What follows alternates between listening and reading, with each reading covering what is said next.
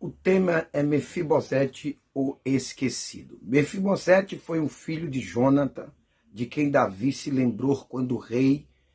Mefibosete é muito lembrado em vários sermões, mas nem sempre sua história é contada conforme a narrativa bíblica. Antes de se falar sobre quem foi Mefibosete, também preciso saber que a Bíblia cita dois personagens bíblicos com esses nomes. Ambos pertenceram à casa de Saul, os quais conheceram a seguir. O que significa o nome Mefibosete? Os estudiosos não chegam a uma conclusão exata sobre o significado do nome Mefibosete. Na verdade, existe uma discussão acerca de como seria a grafia original do nome Mefibosete. Essa dificuldade acontece porque uma pequena diferença na palavra altera bastante o significado. Sabe-se que o nome Mefibosete também aparece na Septuaginta, versão grega do Antigo Testamento, como Merib-Baal ou Menfi-Baal, exceto em 2 Samuel 21:8. Devido a essa dificuldade, o nome Mefibosete originalmente pode ter os seguintes significados. Baal é advogado, herói de Baal. Baal contende aquele que luta com Baal ou aquele que despedaça Baal. 1 Crônica 8:34 e 9:40. Além disso, no decorrer do tempo, a transcrição do nome foi modificada. Houve a substituição da determinação Baal por Boster, que significa vergonha. Exemplo disso pode ser notado, exceto em 1 Reis 18:19, traduzido na Septuaginta, texto dito profetas de vergonha, ou em vez de profeta de Baal. Mefibosete, filho de Saul, isto é, Mefibosete menos conhecido. Ele era filho de Saul com Rispa, sua concubina.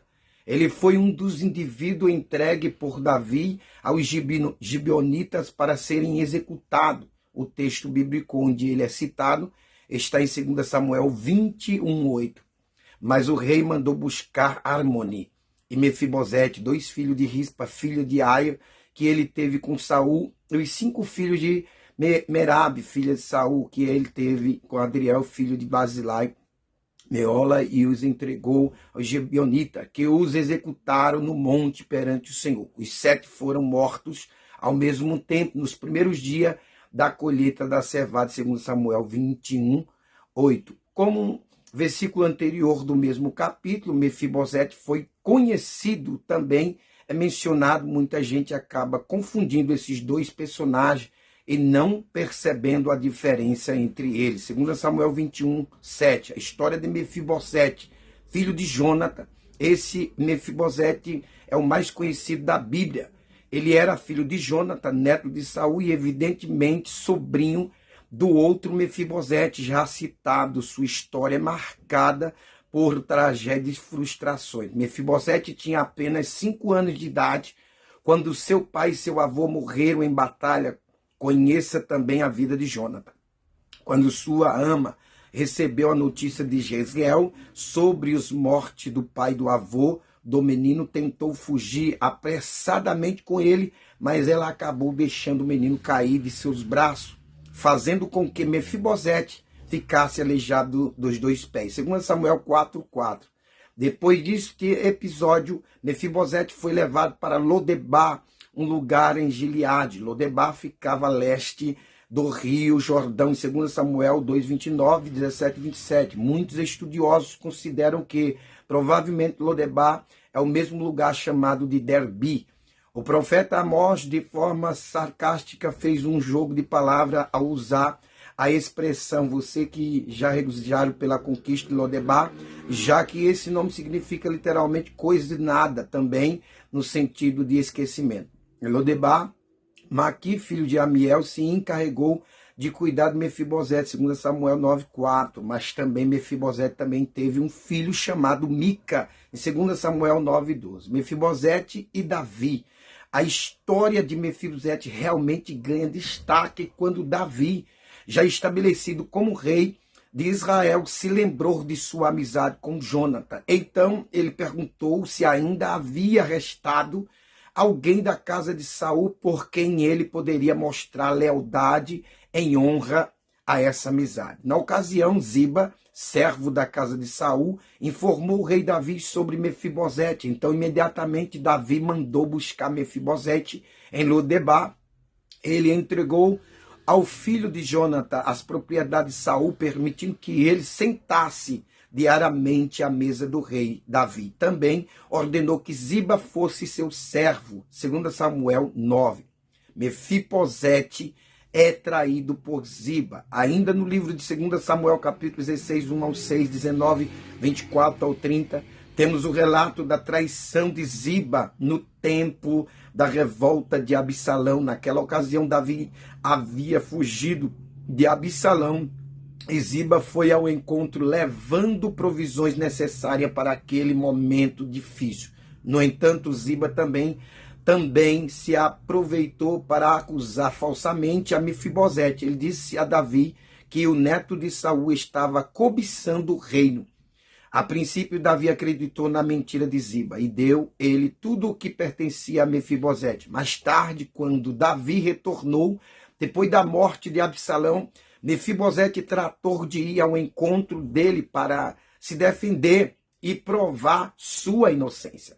Ao chegar à presença de Davi, Mefibosete foi questionado por ele acerca do ocorrido. Então ele teve a oportunidade de relatar a traição de Ziba. Mefibosete contou que havia pedido que Ziba selasse um jumento para que ele pudesse viajar ao encontro de Davi. Porém, Ziba deixou para trás e arquitetou um plano para acusá-lo de traição. Durante o período em que Davi precisou fugir de Absalão, Mefibosete se lamentou por ele profundamente, conforme o costume da época. Isso significa que ele ficou sem lavar os pés, não lavou suas roupas e nem separou sua barba, rapou sua barba. Essa foi uma atitude de declarar fidelidade ao rei Davi, mostrando que em nenhum momento ele compactuava com o plano de Absalão. Após conhecer a versão da história dada por Mefibosete, Davi acreditou nele, porém ainda assim propôs que os bens herdados por Mefibosete fossem divididos entre ele e Ziba. Surpreendentemente, Mefibosete abriu mão de toda aquela herança e deixou com que Ziba ficasse com todos os bens, e mostrou que sua preocupação estava concentrada apenas no bem-estar de Davi. 2 Samuel 19, 30. No prolongo com Davi, no diálogo com Davi, no capítulo 19, livro de 2 Samuel, podemos perceber o tipo de caráter que Mefibosete tinha. Ele respondeu: ó rei, meu senhor, eu, teu servo, sendo aleijado, mandei selar o meu jumento para montá-lo e acompanhar o rei. Mas o meu servo me enganou. Ele falou mal de mim ao rei, meu senhor. Tu és como um anjo de Deus. Faz o que achares melhor. Todos os descendentes do meu avô nada mereciam do meu senhor e rei, senão morte. Entretanto, deste o teu servo um lugar entre os que comem à tua mesa. Que direito tenho eu, pois, de te pedir qualquer outro favor? 2 Samuel 19, 26 ao 28. Os relatos de Mefibosete terminam no episódio em que os membros da casa de Saul foram executados pelo Gibeonita. Naquela ocasião, Davi o poupou de ser morto juntamente com 7 outros familiares de Saul, incluindo seu tio, que também se chamava Mefibosete, 2 Samuel 19, 24. Os sermões sobre Mefibosete, apesar da história de Mefibosete ser muito utilizada em pregações e canções, poucas vezes essa história é contada corretamente. Normalmente, a partir ou parte da história descrita entre os capítulos 16 e 19 jamais é lembrada pelos pregadores e compositores. Infelizmente, as pessoas se lembram da história de Mefibosete apenas nas pregações sobre prosperidade. É fácil pregar sobre o homem aleijado que foi tirado de um lugar de esquecimento para receber uma herança real. É fácil falar sobre o homem que de repente recebeu uma posição privilegiada na corte de Israel e pôde se sentar à mesa do rei. Difícil parece se pregar sobre o mesmo homem aleijado que, tendo sido traído por seu servo, mesmo sendo inocente, se viu obrigado a dividir sua herança com um servo traidor. Mais difícil ainda é pregar sobre sua atitude abnegada. Ele abriu mão de todos os seus bens materiais e não se importou que seu inimigo pessoal ficasse com tudo o que era seu. Realmente a história de Mefibosete proporciona um grande sermão que traz importantes lições. Mas definitivamente o foco dessa história não é sobre prosperidade, mas é sobre o caráter de um homem que, apesar das tragédias e dificuldades, permaneceu fiel aos seus princípios. Para ele, o que realmente importava não era as riquezas pessoais, mas o fato de que o rei escolhido por Deus havia voltado em a sua casa. Coisa boa, que texto maravilhoso quando nós falamos de Mefibosete. É coisa linda.